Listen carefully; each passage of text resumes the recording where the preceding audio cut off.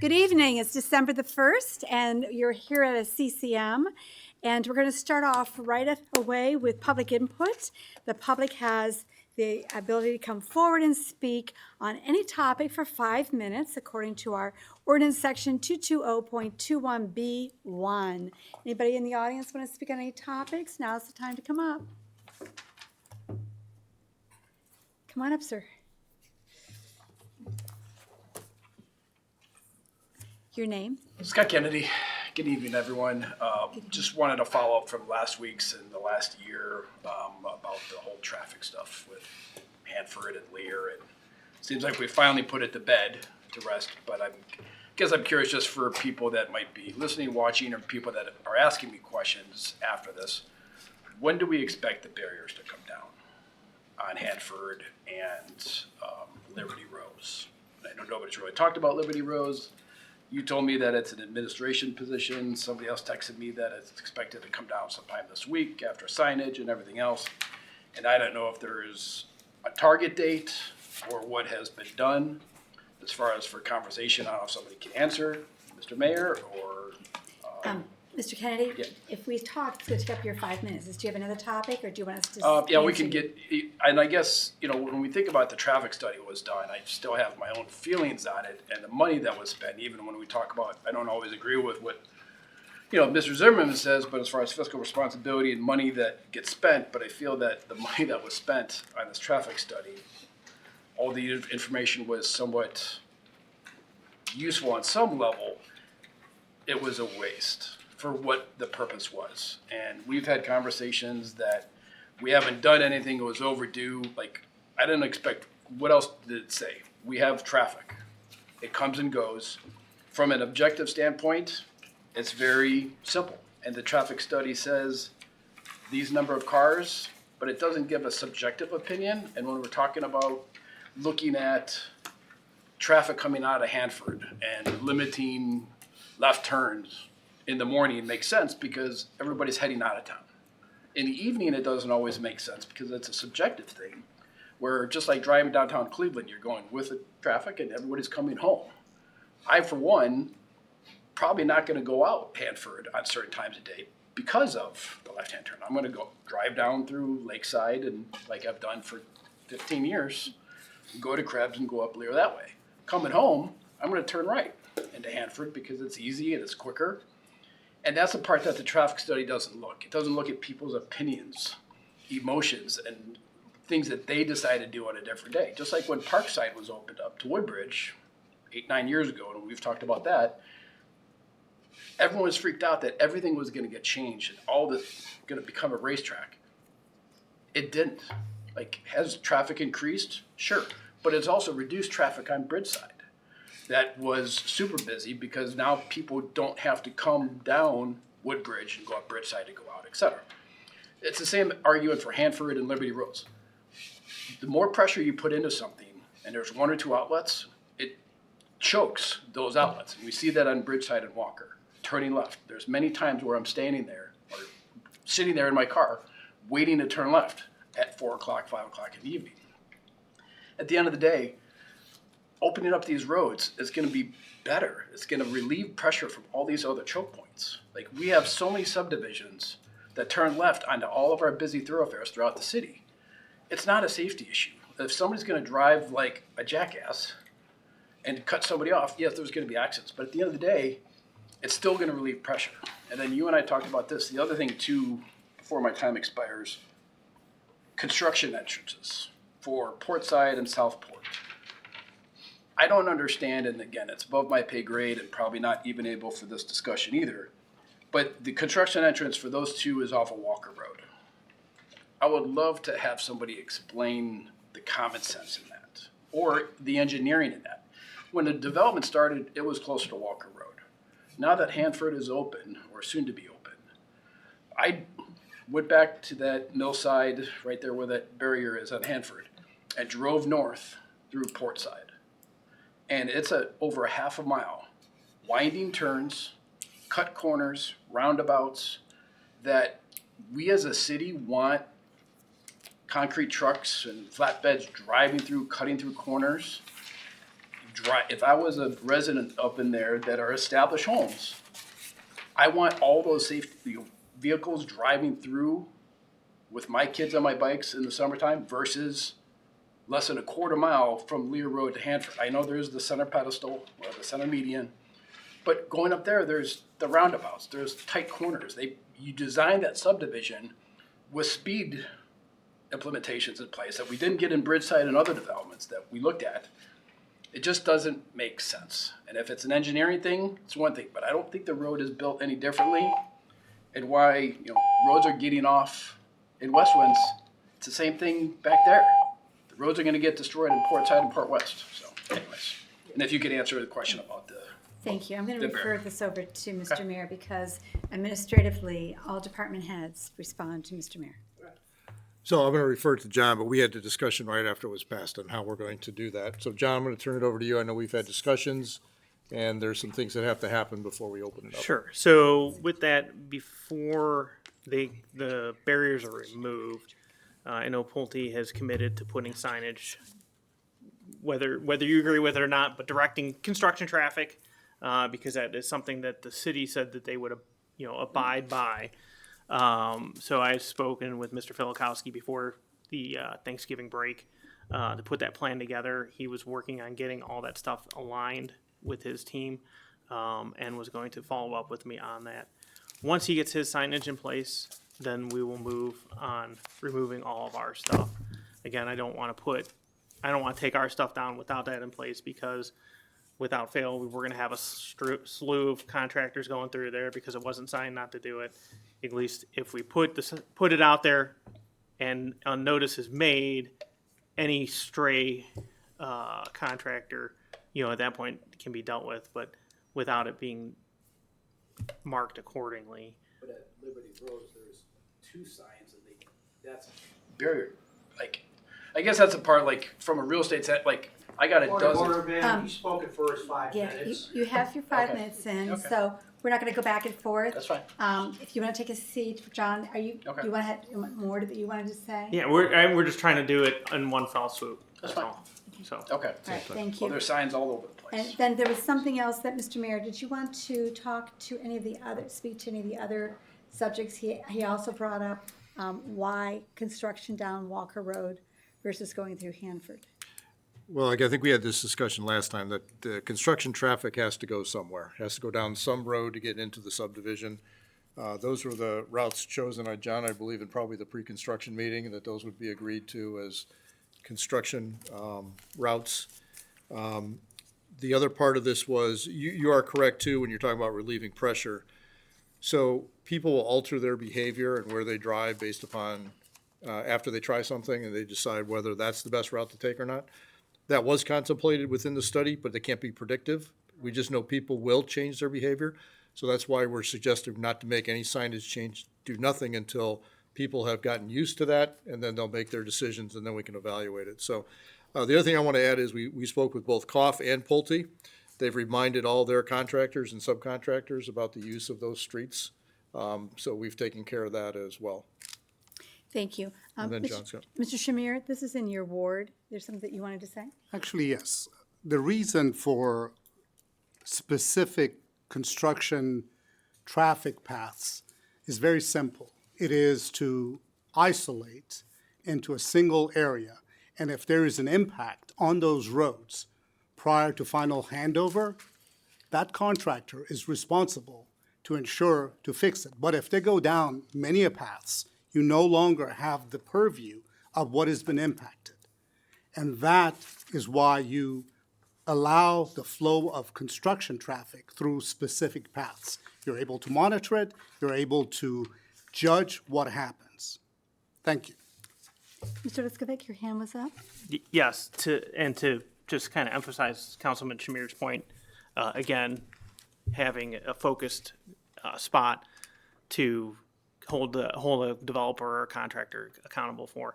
But additionally, and you'd referenced it a little bit as far as the engineering goes too, those roadways are built differently than the other roadways were. We've noticed it through Brunswick, through other areas in the city.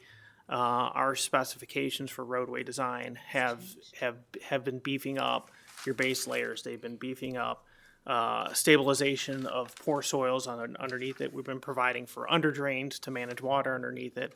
As we're running into roads that we're replacing right now, within the West Winds and other areas, none of that stuff existed.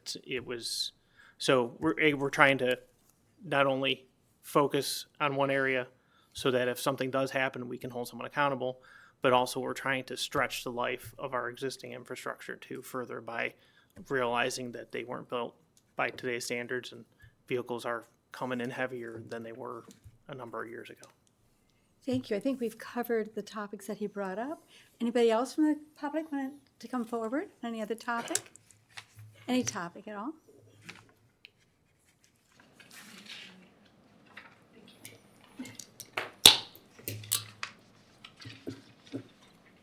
I leave my pen over by you.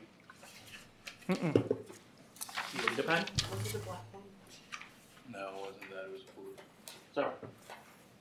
Would you like a pen? I would. Here, you could take this one. Thank you. Just because I can take notes as I speak. Thank you.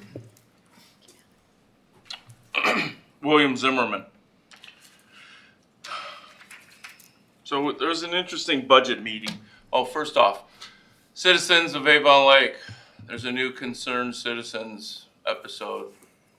Please feel free to dial in, watch. Hopefully the information we're providing to you is educational and informative.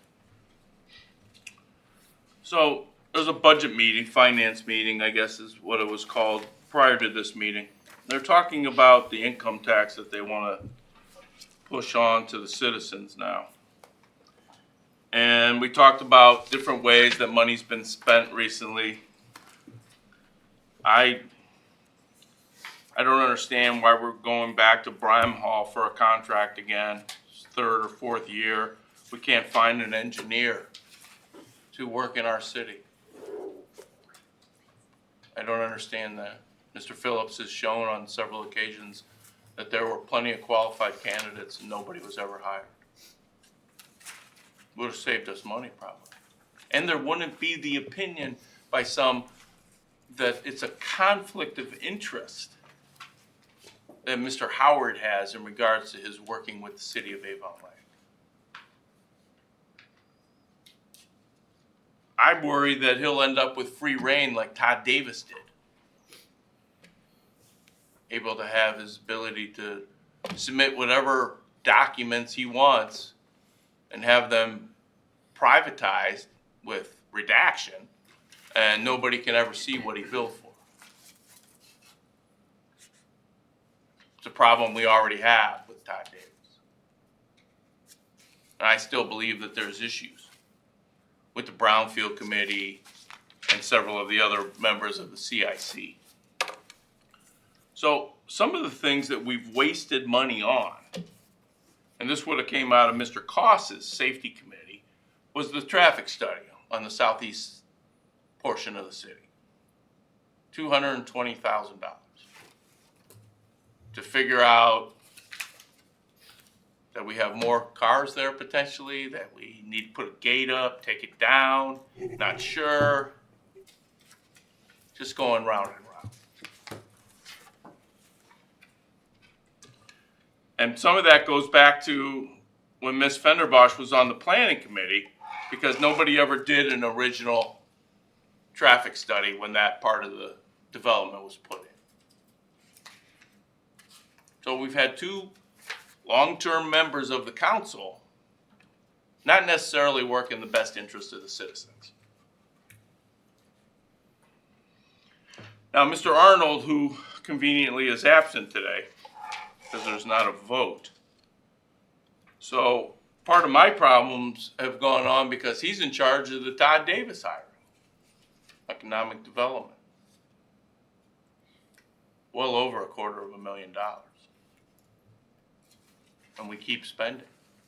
But we can't get that information now. And we're still waiting for the Ohio Supreme Court to make a ruling on the Brownfield suit that we filed last December. It'll be 1 year on the 12th. So that money is come and gone, and now they want to raise the money. And yes, they make a valid point that we haven't had an income tax measure on the ballot or raised 30 years. That's fine. I understand it.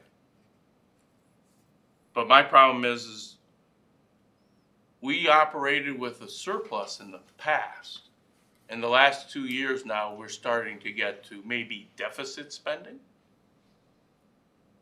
And I don't understand how that can happen. There's only one answer, and that's the administration. And I've asked you before, are you better off? Is the city better off now than it was 2 years ago? And I think the financials speak highly in regards to that fact. I believe it showcased what's the problem. And I surely don't believe that adding more staff and having these people not ever get relieved of their duties or sent on their way, we need to cut our staffs. There needs to be fiscal responsibility. We don't have that in Avon Lake. Anybody else want to come forward on any topics? Okay, seeing no one else come forward, we're going to move on now to the Finance Committee. Mr. Zuber, you have 5 items. Thank you. The first item is the Neighborhood Alliance contract. Neighborhood Alliance is what we called Meals on Wheels up until I think 2 or 3 years ago. And it basically provides low-income citizens, not only in Avon Lake, but in the county, meals. This is a contract that the city has. It's going to be $69,000. This is for 2026.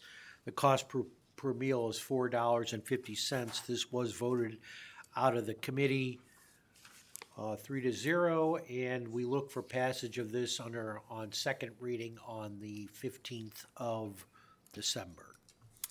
Thank you. Any questions for Mr. Zuber on this topic? Mr. Zuber, go on to the next one. Right, the next one is the Bram Hall contract for the city engineering services. This is a contract with Bram Hall, very much the same contract that we've approved over the last several years for city engineering services. Since we do not have a city engineer, Bram Hall is considered our city engineer, and we need one per the charter, and all the fees have stayed the same since last year. Any discussion on this particular topic? Mr. Mayor? I just want to add a comment to what we heard from Mr. Zimmerman. He indicated a couple times in meetings that there were qualified candidates that were not hired, that Mr. Phillips identified through the Public Works job search. We did have a few candidates that were Public Works that had engineering degrees. They were not adaptable to what we were looking for. We actually reached out to those candidates, encouraged them to apply for the engineering position, and they did not apply for the engineering position. So I just want to make that pretty clear. And there's no conflict of interest with Mr. Howard. We talked about Beth Fulton. She was with CVE. She was also a contracted engineer. It is not untypical for cities to hire firms to represent their engineering services. In fact, a lot of them do.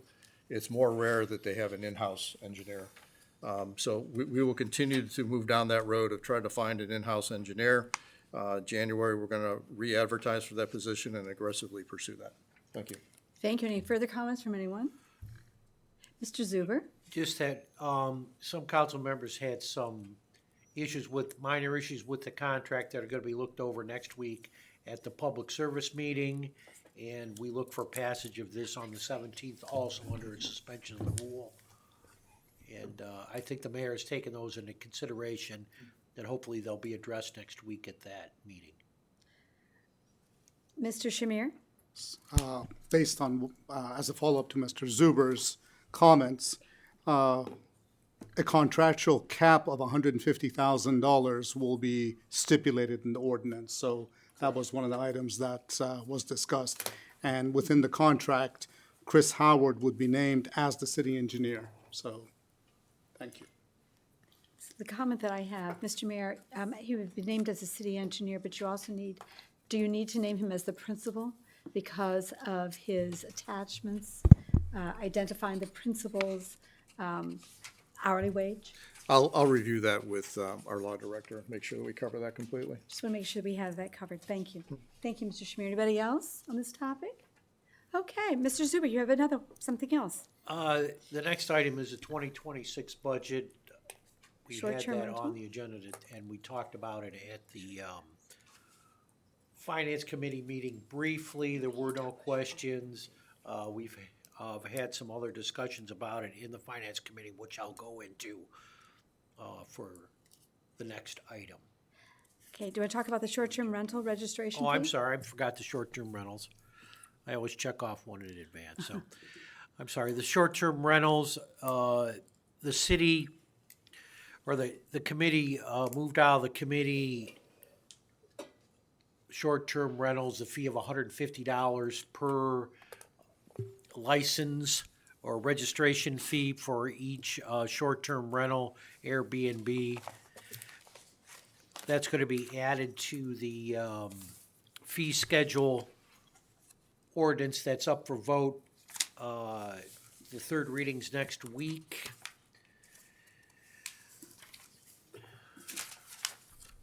Very good. Any further questions or comments on this one from anyone? I was just gonna say that's ordinance number 25-175R, and we're gonna be adding that, fee schedule for the short-term rentals to that, and that's up for passage next week, so if anybody has any issues, with adding that on, it came out of the committee 3-0, no one seemed to have a problem with it, we're gonna add that to that piece of legislation, so it'll be an R1, I believe. Very good, thank you. Any further discussion? Okay, colleagues say move on. All right, the 2026 budget, I think I just addressed that, to see if there's any questions on that. Ms. Gentry has a question?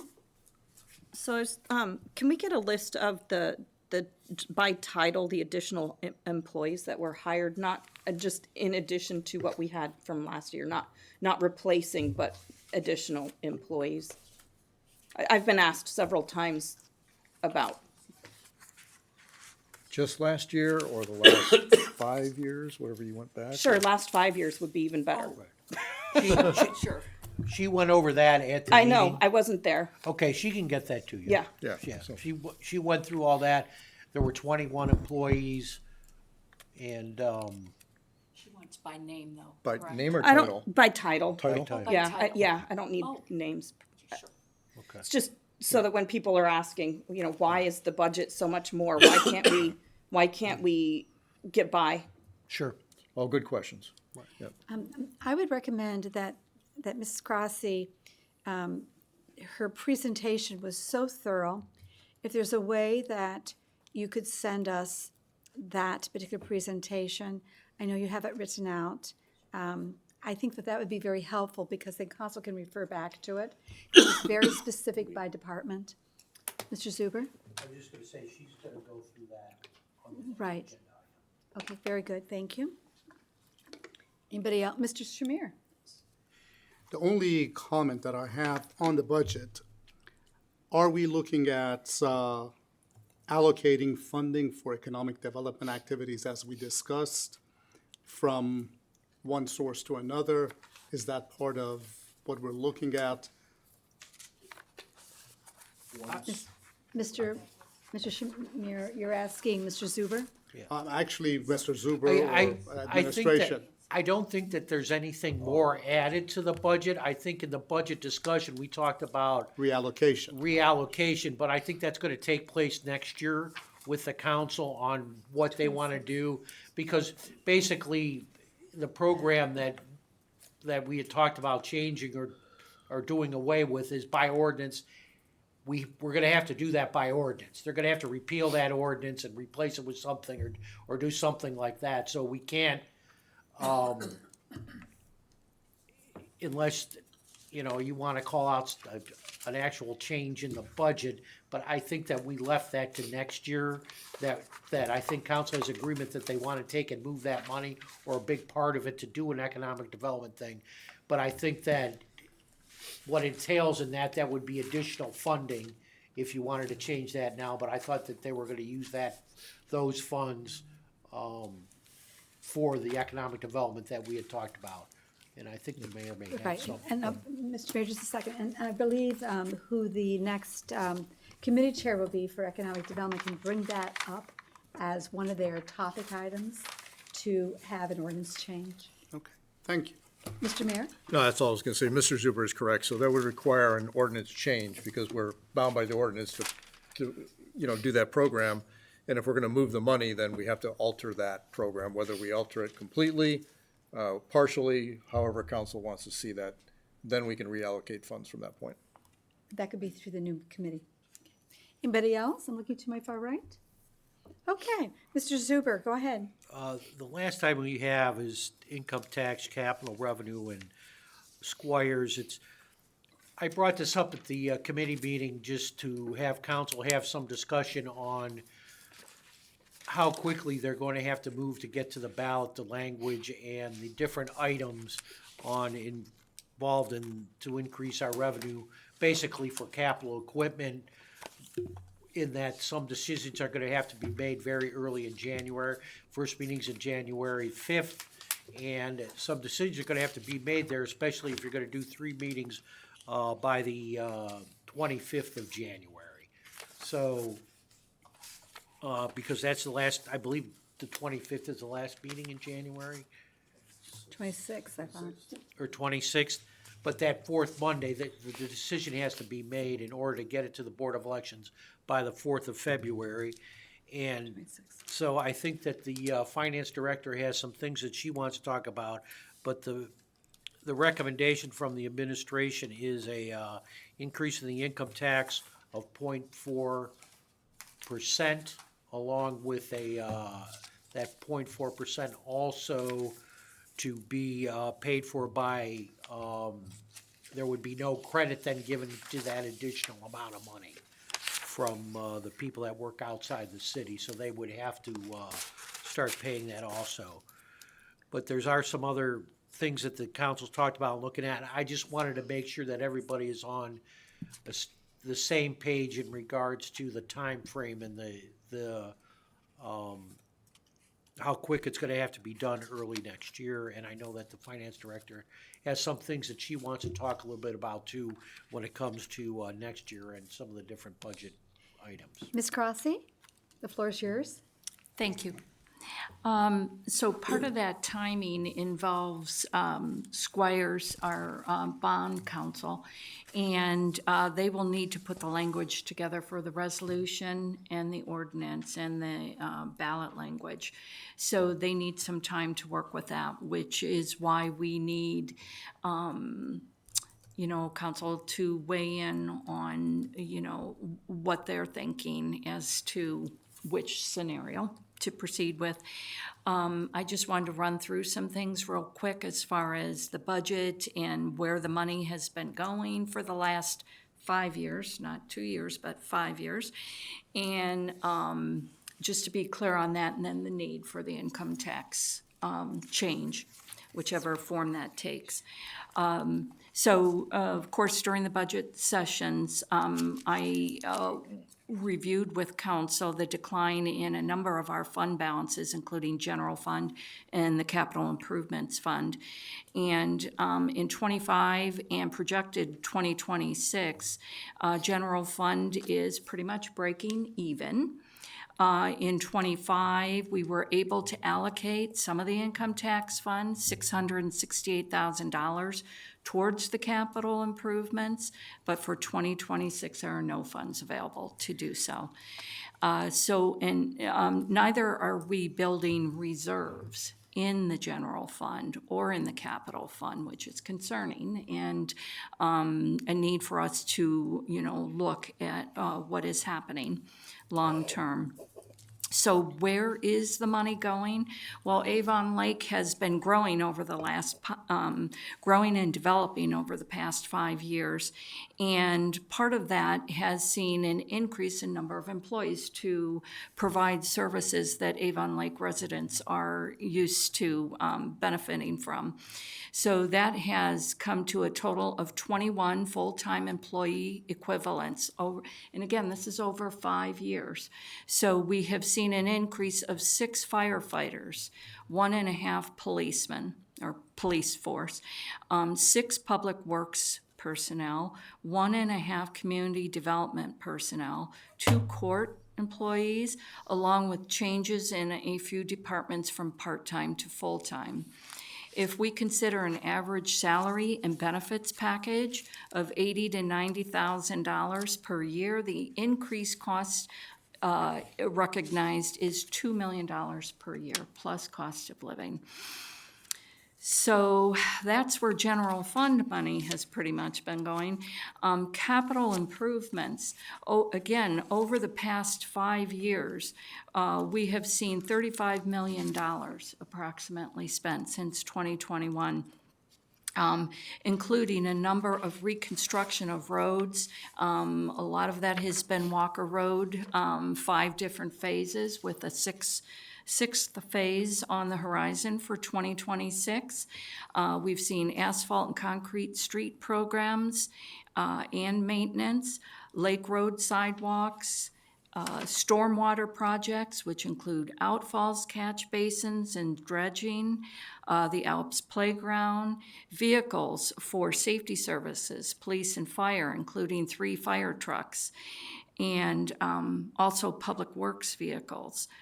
And we had a very aging fleet, as Mr. Liskovic can attest to, and council members who were involved, and also equipment for police, fire, public works, court, and other departments. And there's also been associated debt taken on by the city for a number of these projects. And looking ahead and referring to the PMG report, there are $40 million worth of streets to be treated to keep the score at an acceptable level for these streets. And it's recommended that $2 million per year for 5 years be spent to keep it an average PCI level of 73. Road programs, we have 10 roads identified for replacement at a cost of almost $12 million.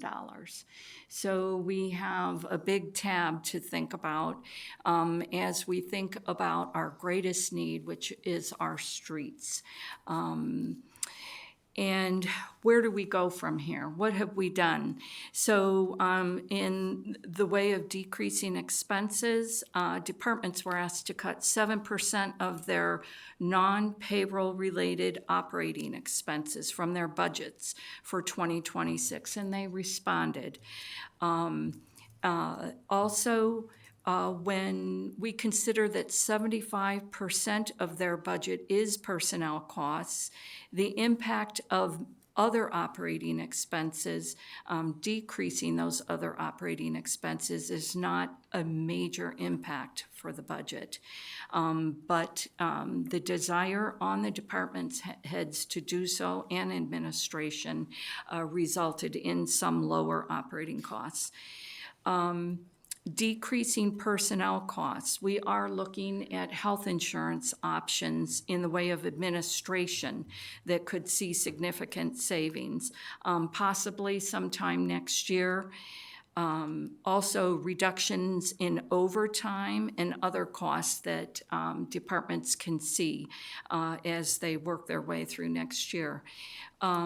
We also looked at delaying budgeting for a number of positions for a cost savings in 2026 of $436,000. So administration and city staff are attempting to decrease costs. The other part to this is increasing revenues. We are seeking other revenue sources. We are being more diligent about seeking grants. We have proposed fee increases to council, and also administrative fees for administrative services provided to regional water, and allocating court costs with other cities who participate with the court. When we look at property tax being 27% of the city's revenue budget, that is a bit precarious when we see the changes that are being sought in the Ohio legislation. That leaves us with income tax, which represents 62% of our budget. So as I shared previously with council, the last income tax increase was in 1992, where it went from 1% to 1.5%. So that has been 33 years with no increase in income tax rate. And currently, there is no dedicated portion to capital. So that is why we are looking to try and fund our number one need, which is streets, along with stormwater needs, city vehicles and equipment, and associated debt payments. Administration would like to offer one of the 4 scenarios that I passed out to all of council members, which is scenario number 1. All these scenarios would involve a 5-year increase for the moment. And so this 0.4% increase would increase income tax rate from 1.5 to 1.9%, leaving the credit rate for those residents working outside the city at the current 1.5%. What that means is all residents would be paying a 0.4% income tax, regardless of where they work. And also, non-residents working in the city and businesses would share in that 0.4% cost. And again, this is for their roads, their city vehicles that are providing services to them and equipment. The administration is, well, part of all these proposals also is removing property tax that brings in roughly $1.1 million per year. And that would be a benefit to both retirees and all residents. So the 0.4% increase on an average salary of $50,000 per year would mean a $200 per year increase in income tax to residents. That's roughly $3.85 per week to keep these roads and capital situation moving. And just as a reminder, 75% of resident taxpayers work outside the city. So if they work in a city with a 2.5% tax rate, such as Cleveland, they will still pay that workplace of Cleveland 2.5%, but they will also get a credit from Avon Lake for 1.5% of those taxes paid to Cleveland. But then those residents working outside the city will pay an additional 0.4% to Avon Lake, along with the residents who work inside the city. And again, this is for the roads, stormwaters, city vehicles, and equipment. A reminder that retirement income is not taxed, and that is what I have, if anyone has any questions. Any comments on the presentation? Ms. Gentry, earlier you had a question about allocation of funds to additional employees. Yeah, no, Did this help to that answer? covered it. Yes, thank you. This helped to answer the question? Very good. Anybody else? Mr. Zuber? I was just going to make the comment, as the finance director talked about, the main issues that we have on funding is capital, and basically capital and streets program. For the last several years, we've spent several $1 million on streets, and other capital improvements, and we just don't have the money this year to be able to spend like we used to, and therefore that is the need. And I think that council and the administration all believe that this money would be going to the capital budget so that we can get the things done that we need to get done, and it's mainly for the street program. Mr. Shamir, I saw your hand. So this, when we discussed this during the budget meeting, this was stipulated to be the road program tax increase. So is that now being changed to some extent to include capital projects? When I said capital, I meant road improvements. Okay, I'm sorry, I should have been a little bit more specific. thank you. I believe that there's more to this. Ms. Crossley, do you want to answer the question? Because there's going to be an allocation, a three-step allocation. Do you want to talk about it? The first one is going to go toward, as we've said, capital roads, equipment, vehicles. The original scenario that council was given, the multi-scenarios, we were talking about infrastructure, capital needs, and debt service. And infrastructure is typically roads and also the, hold on a second. Stormwater, thank you. The stormwater. And then we also have some, capital vehicle needs and that type of thing. The suggestion was made at the budget to designate it all for roads, but that is not the way that these numbers were originally designed. And that's not the scenario that was presented to council, but. So what I see is that the first designation will go toward capital, and then half of the current capital debt service would then be paid, and then the rest of it would go back into the general fund. Is that correct? Or has it changed? No, all of the increase would be designated for capital. Now it's changed, and all of the increase would be designated toward capital, not toward debt service.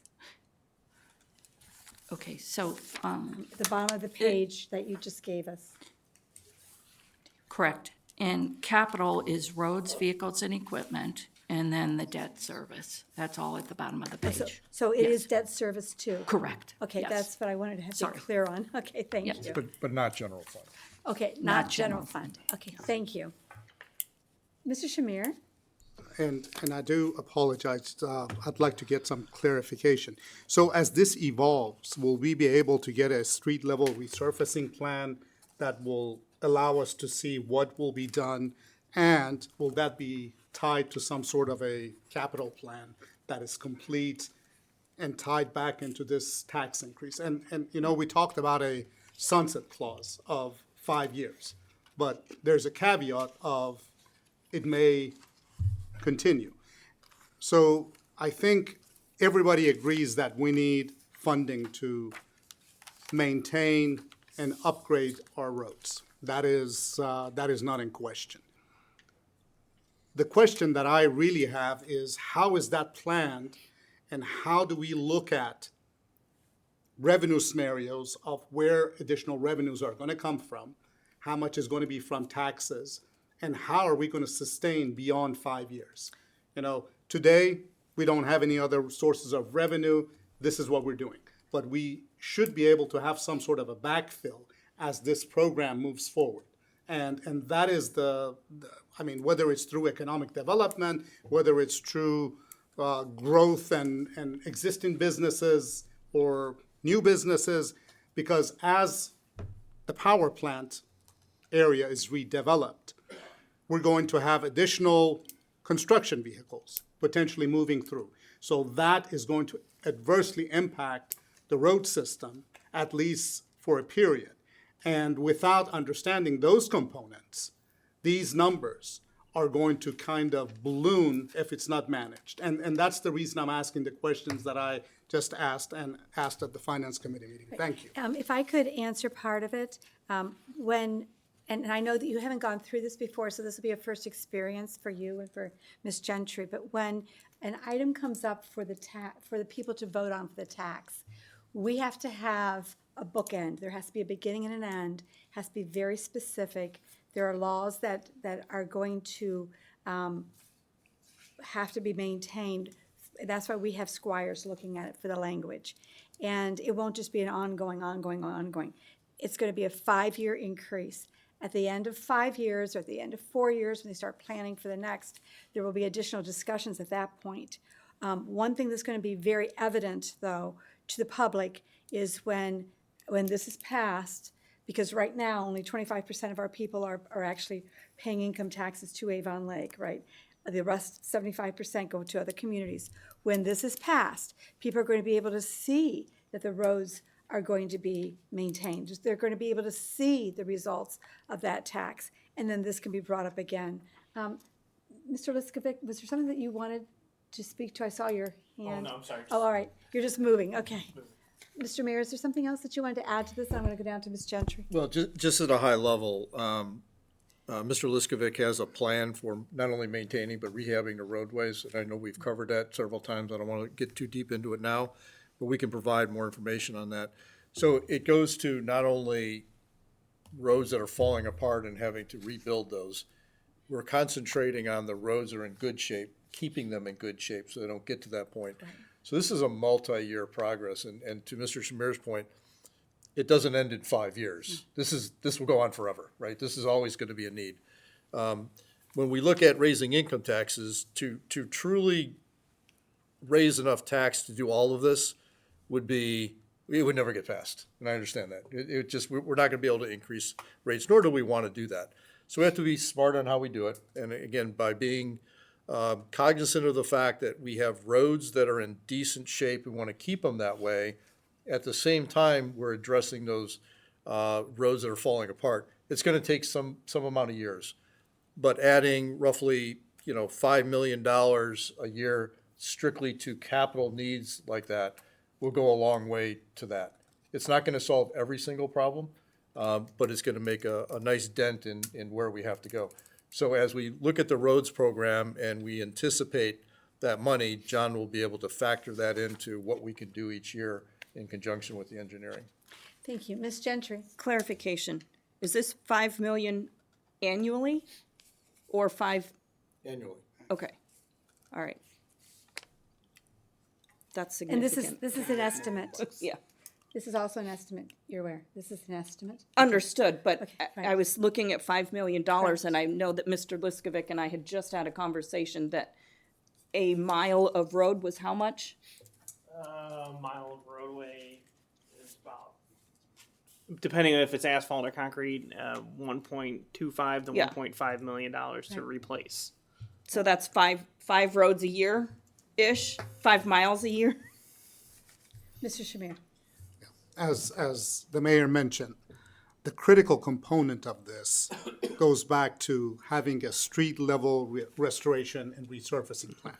Because if we don't take care of what is an okay condition today, and if that deteriorates, then that gap is going to increase. And that's the reason I asked about that resurfacing plan. Yes, Thank you. Right.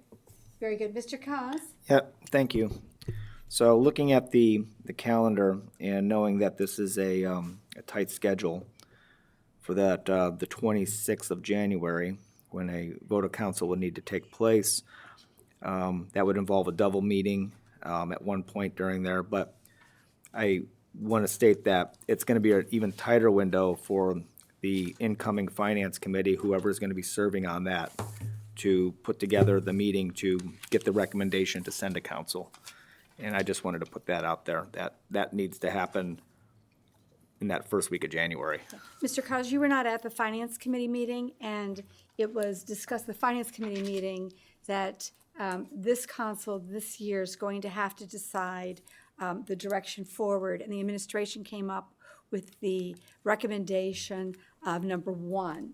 And it was discussed within the Finance Committee meeting that that would be the direction to go forward, so that when the new council comes into effect on January the 2nd, that they can then move forward what they need to do, at least the decisions the discussion has been done here, because we have the rest of December, which is basically 2 more meetings, right?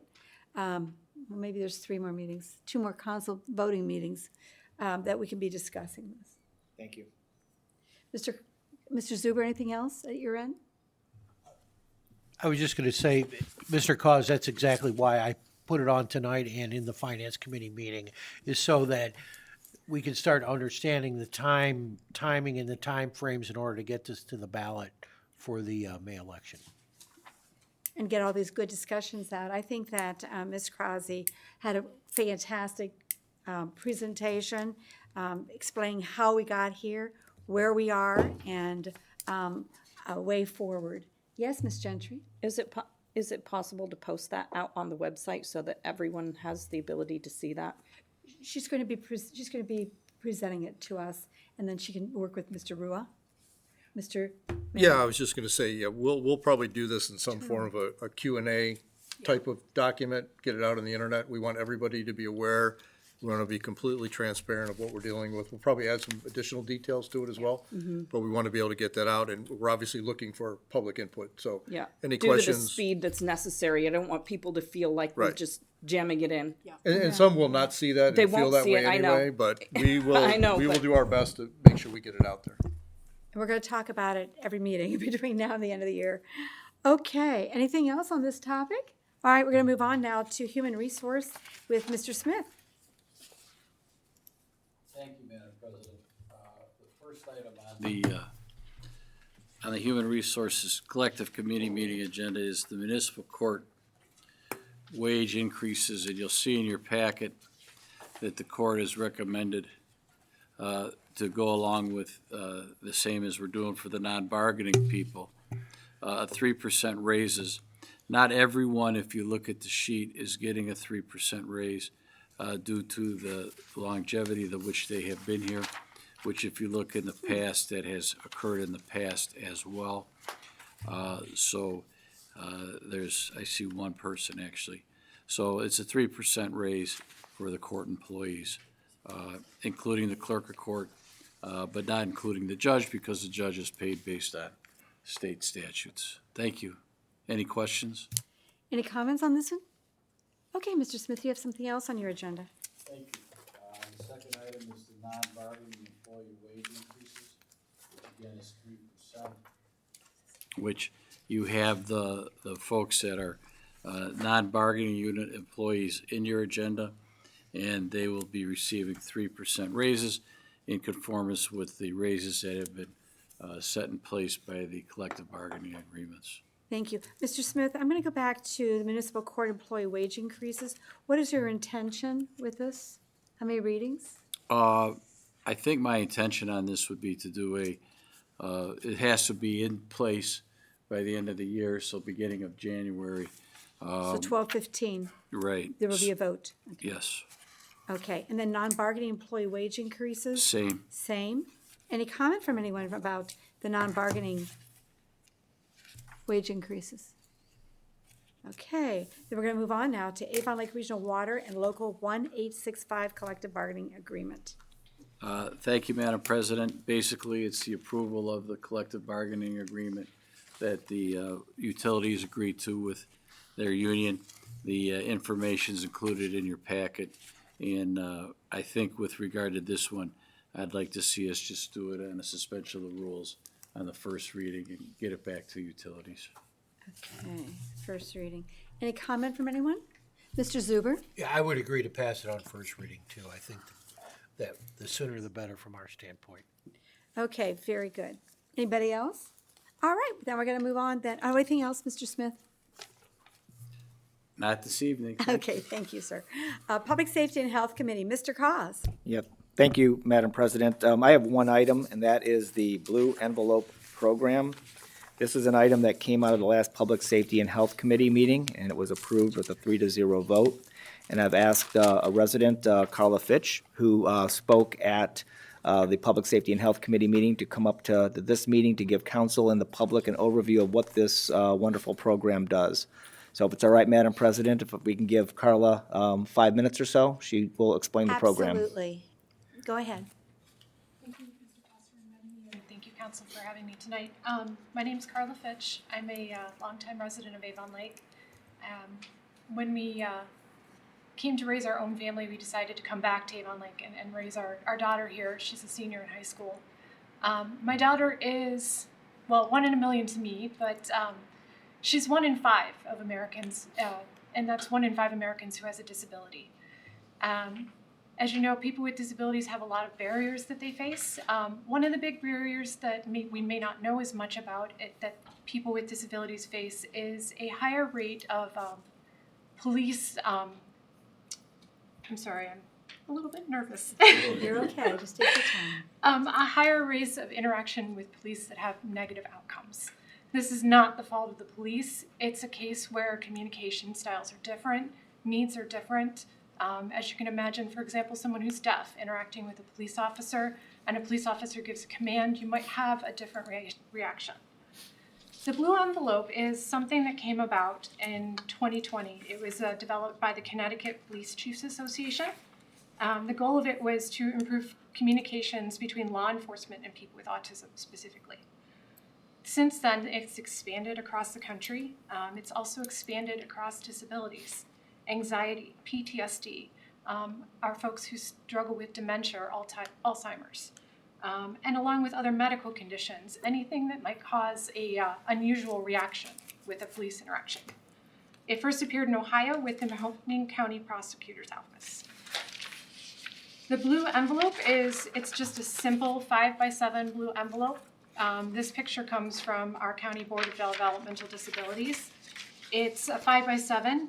It has a car decal, a wallet card, a program brochure. It was developed by the Southern Ohio Council of Governments, and it's a standard program across the state of Ohio right now. What's really cool about the program is that it's voluntary. So anybody can choose to use a blue envelope. They can have it in their glove compartment, use it when they want, when they have a traffic stop. If they don't need it at this traffic stop, they don't need to use it. During the traffic stop, it has information for the officer. Whenever they come over, they can see clearly that this person may communicate differently, may have different needs at this stop. It's got points to help them with the interaction. I need to keep my hands on the steering wheel. I need to follow commands. I need to hand over my blue envelope. Things to help the interaction go more smoothly. It can de-escalate the situation just by providing that visual identifier. When I spoke to the committee, Mr. Shamir asked me if there was proof that this blue envelope had been working, and I did a little bit more research on that. In Farmingham, and it's near Boston, I watched a news article where the police officer had talked about how it has improved interactions with police. Aurora, Colorado has also implemented it and talked about how it's improved trust with the officers.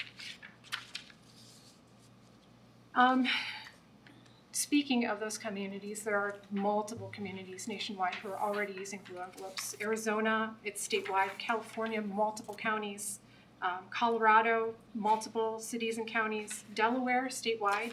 New York, Massachusetts, Virginia, Oklahoma, some cities there, and Ohio. It's popping up across the state.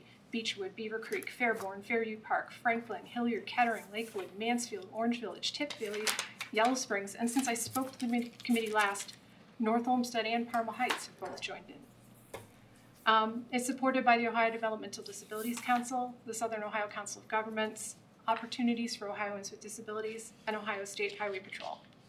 I would love to see the City of Avon Lake bring the blue envelope awareness to our community, help our community residents get those blue envelopes into their hands, and help have more safe interactions for people with disabilities. Thank you. Thank you very much. Just stay here for a second. Anyone have any comments? Mr. Copley, I'll be right back to you. Anybody here have any comments at this end? Could Dave finish what he's gonna say before I start piping in? Absolutely. I just Thanks. wanted to see if there was anything at this point that I'm going to turn over to Mr. Cos. Right, and to follow up with what Carla said, I want to read a statement from Chief Robinson, and I think that will encompass this presentation. And Chief Robinson cannot be here tonight, but he was at the committee meeting, and he had his full support for this program. But here's the comment from the chief on behalf of the Avon Lake Police Department. Avon Lake Police Department is happy to work with community partner members and council to make this program available to Avon Lake residents.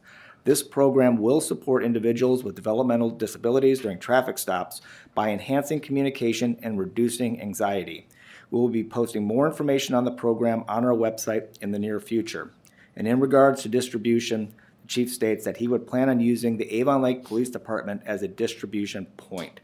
Murray Ridge staff has been utilizing their library system to distribute them, but the chief, with the comments from Carla and also from council and the administration members, came to the conclusion that it would be best if we used Avon Lake Police Department as a distribution point for Avon Lake residents that need to use this program. So that's the comment from the chief.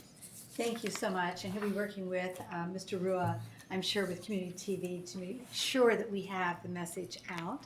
Mr. Mayor, there was something that you wanted to add? Mr. Smith? No, I just want to thank Ms. Fitch for bringing this forward to us. As David said, we're in support of this program, so Very good much luck so. and we'll keep working for you. Thank you. Thank you, Mr. Mayor. Yeah, I also want to thank you as a former law enforcement officer for a very long time. I wish we had this back in my day. The value when you pull somebody over, you don't know who you're going to be dealing with, you don't know who it is. And to have somebody be able to communicate with you is important. And if they can't communicate fully, then this obviously fills that void to a great degree. So I really appreciate that. I see it as no different than if you have a medical issue and you're wearing a medical bracelet and you come across a firefighter or EMT that needs to help you, you give that indication of what you can do. So I think it's a great program, fully supportive. I want to thank you again for bringing it to us. Mr. Mayor. And it's great to be at the front edge of this versus behind. And I know that many of the police departments work together as council presidents work together. We have a little bit of a network. And I'm sure that once this goes into a legislative format, Mr. Kaz, it can be shared with other communities who can assist. Because I think when you have a regional area around you, it's going to be making a bigger impact than just be a solo community with it. Thank you for bringing it forward. Absolutely, Madam President. Thank you. Thank you. Anybody else? David? Yes. Yeah, just to close this out. So the committee voted 3-0 for a resolution of support from City Council that would be read at the next meeting of City Council and passed on suspension of the rules. The reason for the suspension would be that, well, for one, we want to get it done before the end of the year, but as soon as we can put our weight and our voice behind this program, and the sooner it can start helping people, the better. So that's the reason for the suspension. So, Ms. Ross-Marin, we've talked about this, if we could have a resolution for next Monday, and I'll be asking for the suspension, and that goes into effect anyway, the moment that it's passed as a resolution. December the 8th, yes, sir? That's correct. Okay, very good. So And, December the 8th. and I would also ask, it was mentioned a little bit, but Mr. Mayor, if you could please speak with Mr. Rua and work with him to educate the public on this program, because I think there's a lot of benefits here. So if you Absolutely. can help put the word out, that would be greatly appreciated. And do. Carla, thank you very much for being here and bringing this to our attention. I had not heard of this. And it was because of you reaching out to us on council and the committee and bringing it forward. That's how I became aware of it, so thank you. I appreciate your making it possible to bring this forward. Thank you. Thank you. Great. Very good. Okay, very good. We're going to move on now to the Public Service Committee. So we have a donation that came in from the Avon Lake Garden Club, $600 for the tree program, and we are in need of accepting that donation. This will be a motion at the next meeting on December the 8th. This is a purchase of trees for $600. Any comments from anyone? Seeing none, we're going to move on now to legislation, third readings. Ordinance number 25-175R. Mr. Zuber, any additional information? Just that after discussion today at both the Finance Committee meeting and here, we're gonna add to that the registration for the short-term rental registration fee. And we look for, of course, passage on third reading. Thank you very much. Any comments? Okay, we're going to move on. Yes, sir. Just one comment. This isn't good, it's not supposed to be passed on emergency based on the change. Do we want to try and do it on emergency, or do we still want to do it the 30 days? This is the law director I mean, discussion. should we talk to community development and see what they want? There's really or- no purpose of waiting 30 days to get it done, honestly. Yeah, I would, we're gonna be starting to register people very People soon. Okay, So so. we'll wanna so get what- that in it'll place. be- Sooner the better. Yeah. We're gonna do it on an emergency then. I would suggest that. Okay, Very good. that's all I wanted to clarify. Thank you for bringing that up, Mr. Zuber. Thank you very much for the detail. Okay, ordinance number 25-178. This has to do with the lodging excise tax, hotels and short-term rentals. This will be the third reading. We've gone through this. It's a 3% that we're asking the lodging platforms to pay on a monthly basis. And half of that monies that will be collected will be going toward marketing and tourism, recreation. The other half will be going into the general fund. Any further discussion? Okay, we're going to move on now to ordinance number 25-184. This has to do with purchasing Erie View School property. We've had a lot of discussion on this one. Any further discussion, council people? No? Yes? Go ahead, Ms. Gentry. Do we have any idea how many extra FTEs we'll need in order to maintain the property? Mr. Mayor? So we're gonna be moving all our recreation staff to that building once we get it established.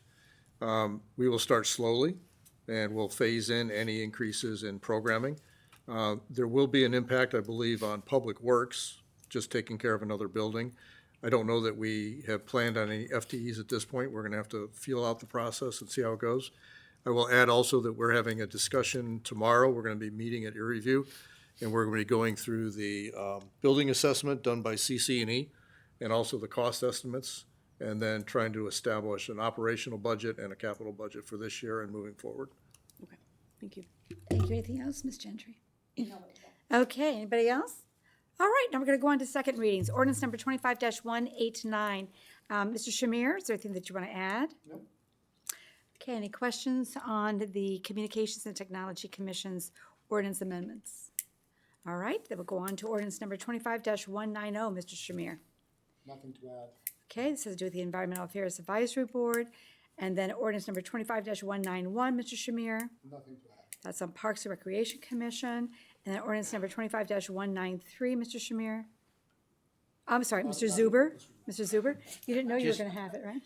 Just that's the budget. We had some discussion in the finance committee, and then, of course, we had a long discussion here on what's up for next year too, so. Any further comments from anyone? All right, we're going to go on to ordinance number 25-194. Mr. Smith. Nothing further on that. Thank you. Okay, this has to do with the part-time assistant deputy clerk position. And then ordinance number 25-195, this is amending the codified ordinance section 1065.11 to eliminate the green team. Further discussion? All right, we'll move on then to ordinance number 25-196. This is a codified ordinance amendment to 272 having to do with the Historic Preservation Commission. Further discussion? Okay. Now we're going to go on to ordinance number 25-197, in ordinance codified, amending codified ordinance chapter 288, the Tree Commission. Again, this is just getting everything balanced according to the ad hoc committee recommendations. No further discussion, I'm looking. Okay, ordinance number 25-198, amending codified ordinance section 220.05, standing committees. This is basically the summary of all those changes that we have been discussing and how they are going to be realigned. Any further discussion from anyone? Okay, any miscellaneous business and announcements, Mr. Cos? Yeah, thank you, Madam President. We have about 10 days left in the 2025 Toys for Tots campaign here in Avon Lake. As a reminder, we have 3 municipal locations where you can drop off your new unwrapped, unopened toys, and that's Avon Lake City Hall, Avon Lake Fire Department, and the Avon Lake Public Library. The final day is Friday, December the 12th, and as a reminder, every toy or every donation that is dropped off for Lorain County Toys for Tots stays in Lorain County. Thank you. Thank you, Mr. Cos. Mr. Shamir? Yes, just wanted to mention that tomorrow evening, there will be an Environmental Affairs Advisory Board meeting at the Lake House at 6:30 p.m. Thank you, sir. Anybody else?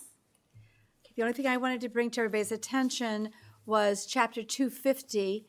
It's the Avon Lake Community Improvement Corporation. And under 250.03, membership of the corporation, I just want to remind everyone that it consists of 7 members. 4 of the members shall be appointed by City Council. 1 additional member will be the mayor.